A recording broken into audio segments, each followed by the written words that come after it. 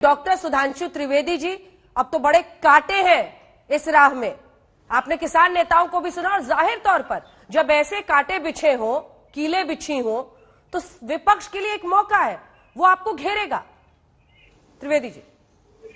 अंजना जी, कांटे हैं कि चरित्र है। देखिए, पिछले सत्र में संसद के बजाय चर्चा करने के ऐसा भोंडा प्रदर्शन राज्यसभा में हुआ कि आज तक कभी नहीं ऐसा हुआ। राज्यसभा का इतिहास छोड़िए, वाइसरॉय के एग्जीक्यूटिव काउंसिल के जमाने से, कि सभापति पर हिंसक हमला, किताबें फेंकना, माइक तोड़ना, टेबल पे जाके नृत्य करना। आज कहते हैं चर्चा कर लो। अरे चर्चा के लिए हम तब भी तैयार थे, चर्चा के लिए आज भी तैयार है। आइए, दूध का दूध पानी का पानी हो जाएगा। हाँ। दूसरा, जब बैरियर तोड़े गए 26 जनवरी को, कहते पुलिस क्या कर रही थी, कैसे चले गए। अब बैरियर मजबूती से लगा दिए गए तो क्यों लगा दिए गए। तीसरा बताता हूं, आज शिवसेना आई है। अंजना जी, सारे दर्शकों को बताना चाहता हूं, कॉन्ट्रैक्ट फार्मिंग लागू करने वाला पहला राज्य कौन था? महाराष्ट्र। किसकी सरकार में? एनसीपी, कांग्रेस की सरकार में। ठीक। और आज शिवसेना उसका नेतृत्व कर रही है और तथाकथित काले कानून के खिलाफ झंडा बुलंद कर रही है।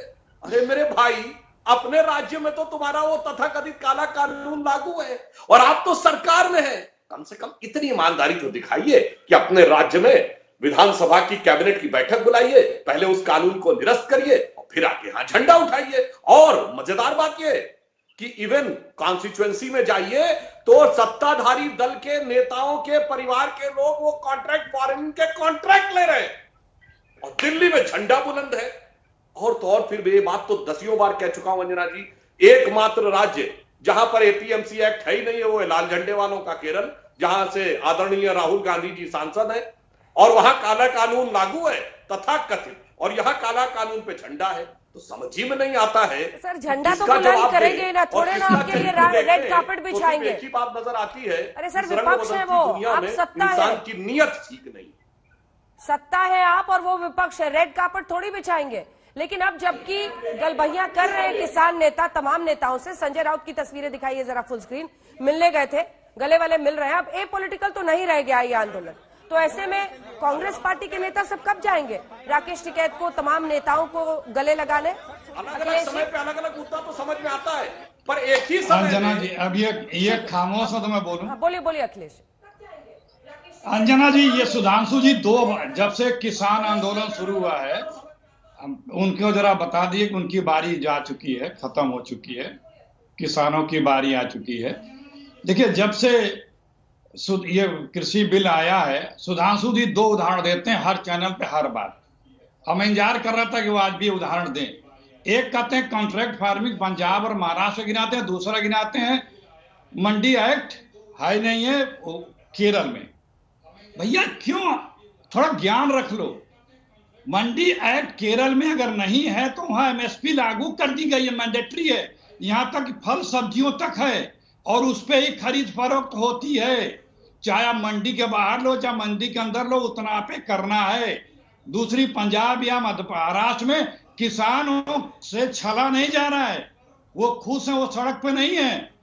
जो एग्रीमेंट हो रहा है, जो कानून बना है, उस तरह से आप बनाओ ना, तो रिवाइव नहीं चाहता। दूसरी बात, ये राज्यसभा में खुद हैं, लेकिन देखिए टीवी बैठ के असत्य बोलते हैं।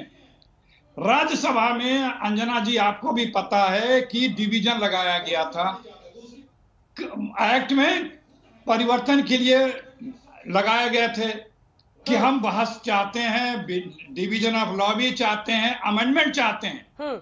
और किस तरह से राज्यसभा में लूट करके काला दिवस था लोकसभा के सत्र का, संसद के सत्र का, किस तरह से पास करा दिया गया।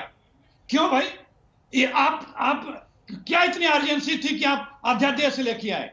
देखिए, आप किसानों को कांटे और सूल लगा रहे हैं, गांव गांव में किसान है, भूलिए मत कहां कहां तक लगाएंगे। और ये सूल ने कहीं ऐसा ना हो, ये कील कहीं ऐसा ना हो ना कि आपके ताबूत की आखिरी कील न बन जाए। ये अन्नदाता है, ये आतंकी नहीं है आदरणीय मोदी जी, ये कभी भी कानून अपने हाथ में नहीं लेते हैं। बन जाए। सुधांशु जी जवाब दीजिए अखिलेश जी को। ताबूत की आखिरी कील न बन जाए जल्दी से। उसके बाद मैं आ रही हूँ सिरसा साहब आपके पास, तिवारी जी आपके पास भी, अजय आ रही हूँ फौरन आपके पास। सुधांशु जी,